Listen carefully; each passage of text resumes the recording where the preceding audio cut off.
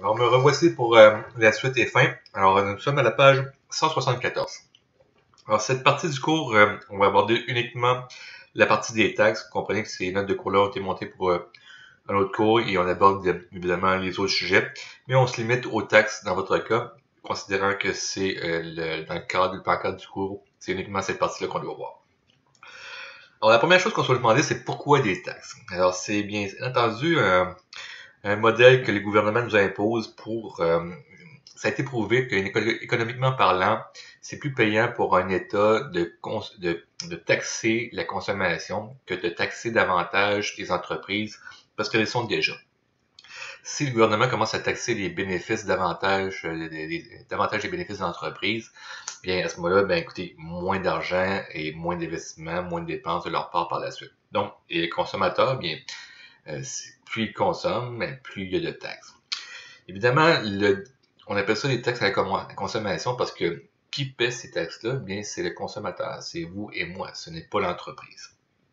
L'entreprise, elle, aura droit à une espèce de crédit de remboursement des taxes sur les taxes qu'elle va avoir payées.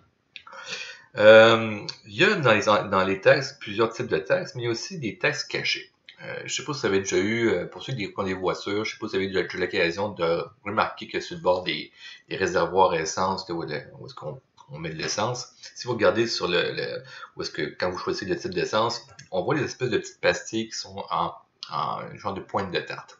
À ce moment-là, on vous explique que il y a un montant pour le litre qui est payé, évidemment, puis après ça, on vous montre, on vous décortique les taxes qui sont applicables là-dessus. Et souvent, ben, ce n'est pas seulement de la TVQ et de la TPS, comme on les connaît les plus, mais aussi des taxes d'assises. Donc, c'est des taxes qui sont cachées d'une certaine façon. Et ce qui est plus plate là-dedans, c'est que vous avez un produit, et là-dessus, ben, vous allez payer non seulement des taxes à consommation, TPS, TVQ, mais en plus des taxes sur des taxes. Alors, il va y avoir le montant de base plus une taxe d'assises, et là, c'est ça, ce montant total-là qui va être taxé.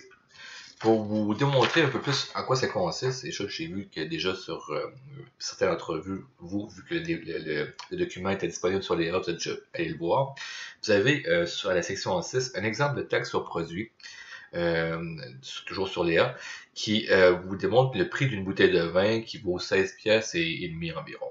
Alors vous avez évidemment le prix du fournisseur, qui est le prix de base pour ça inclut le transport évidemment, la commission. Donc le producteur a 5,38. Après ça, bien, vous avez une taxe de la SAQ de 16,36.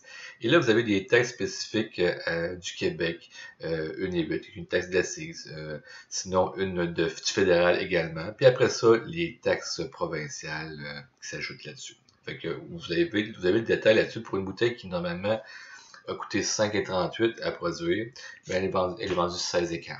Alors c'est le même principe pour le niveau de l'essence. Et certains autres produits comme les cigarettes, entre autres.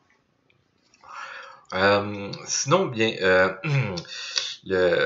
au Canada, du moins, il y a deux taxes. À part les taxes d'assises, il y a deux taxes qui s'appliquent, soit la TPS, qui est une taxe fédérale, donc qui est une taxe sur les produits et services, d'où le nom de TPS. Elle a été instaurée depuis 91, un modèle similaire étant en Nouvelle-Zélande. Elle est autour de 5% depuis cette date-là et n'a pas changé depuis.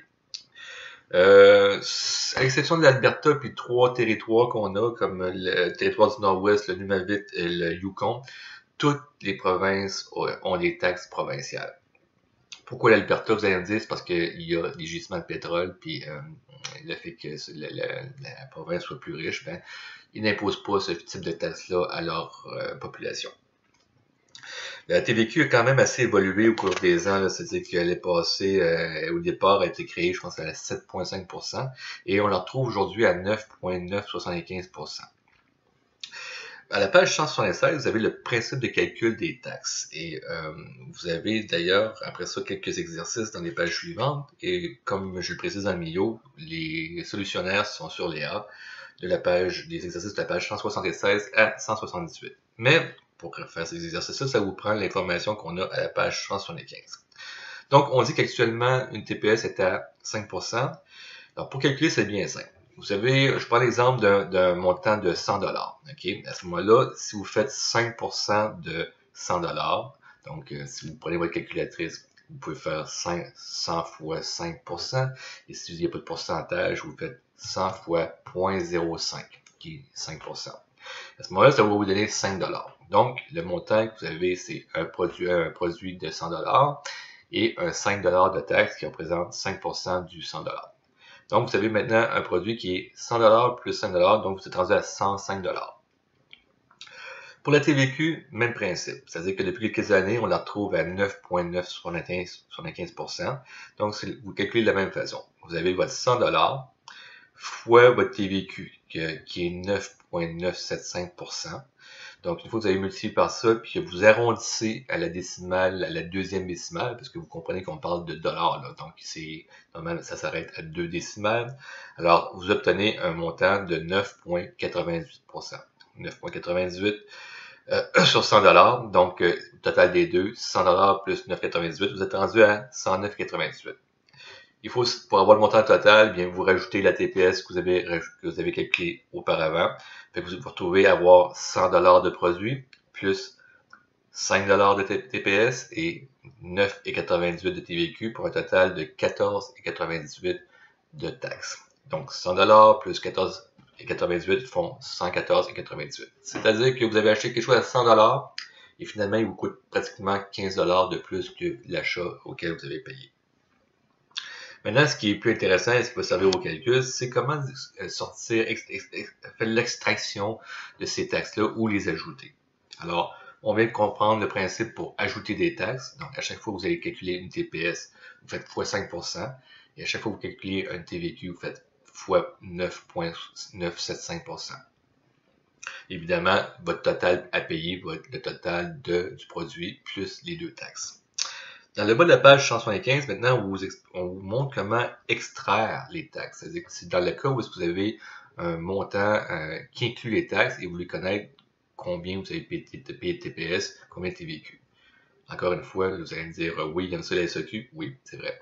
Par contre, quand vous allez à la SAQ, vous achetez une bouteille de vin à 15$, ben, quand vous allez passer à la caisse, c'est 15$ qui va être chargé parce que ça inclut les taxes. Alors, si vous voulez savoir combien vous avez payé de taxes, du moins de TPS et TVQ sur cette bouteille-là, vous regardez à la page 175 dans le bas, puis on a pour extraire. Donc, pour extraire uniquement la TPS ou la TVQ, les deux, si on commence par les deux, donc le petit paragraphe avant, vous divisez le montant que vous avez payé, alors toujours dans l'exemple d'un produit payé 100 $ plus taxes, donc 114,98, vous divisez par 1,14975, ce qui vous fait 100 $ avant taxe. Maintenant, si vous voulez faire ça en deux étapes pour savoir combien, parce que le montant qu'on a trouvé de 14,98, c'est les deux taxes, TPS et TVQ.